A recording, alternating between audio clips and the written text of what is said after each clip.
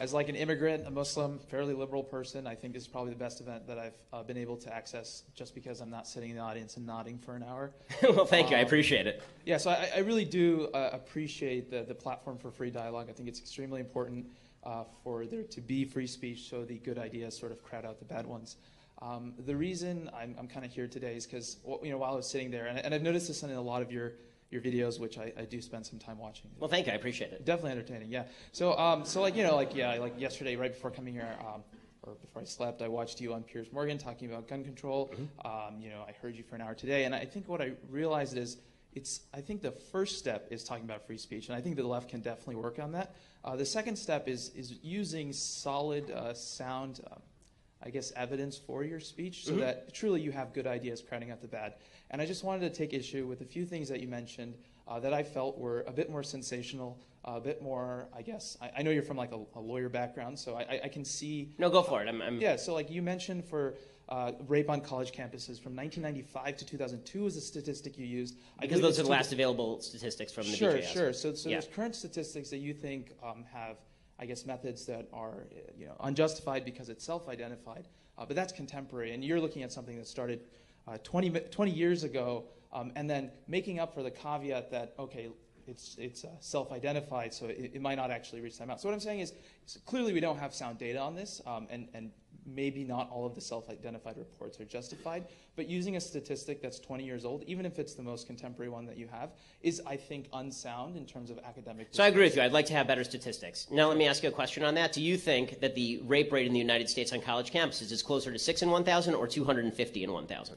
I definitely think it's somewhere in between, and I don't think I have. No, but I mean, like, if you had to try and peg a number. I mean, I understand that I'm putting you on the spot a little bit here. Sure. I'd like to iterate. I'm not like a scientist or a statistician, and I don't claim to or posture to be, and I don't think you should either. If you don't have statistics, do you think that it has increased 10,000%? What I'm saying is, for you to criticize a certain community of using a statistic 1 out of 5 as sensational or ridiculous, because the people who actually created that statistic say that it's being misused. Sure, and you're using a statistic that's 20 years old.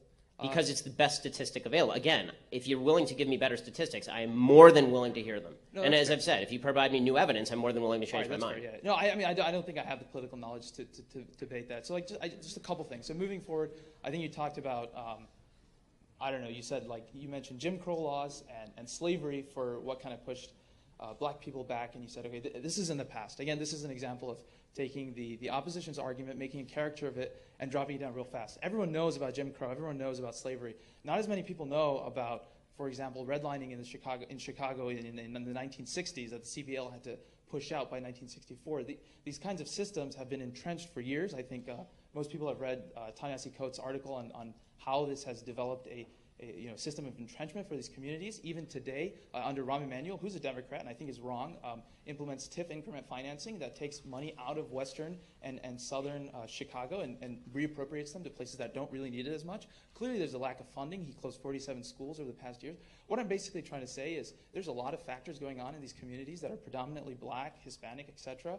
And for you to simply say that, okay, Jim Crow happened 50 years ago, racism hasn't increased, is a bit, I think, again, insincere, because I don't believe that racism has, I do believe that racism has decreased, and, we're saying the N-word less, sure, but I don't think that racism at a systemic level has decreased, because the same communities that were affected in the 1960s, those people are still alive. That's a wild accusation. I mean, I'm with you all the way up till the end. When you say there's a lot of complexity to these arguments, I agree. There's a lot of complexity to these arguments. Yeah, I'll tell you where there's no complexity, and that is the only way you are going to get out of the current problems that you are in is by relying on yourself to make good decisions. That's not to say that there aren't obstacles, and if there are obstacles that you can name, I'm more than happy to stand there and fight them with you. If you can show me evidence of redlining by a bank in which a black person and a white person are being treated unequally with exactly the same application, I will stand next to you and root for them to be prosecuted in court, because that's illegal under the Civil Rights Act. But if you're going to suggest that racism has not decreased over the last 50 years, it's just sort of hidden, there is no evidence to suggest that whatsoever.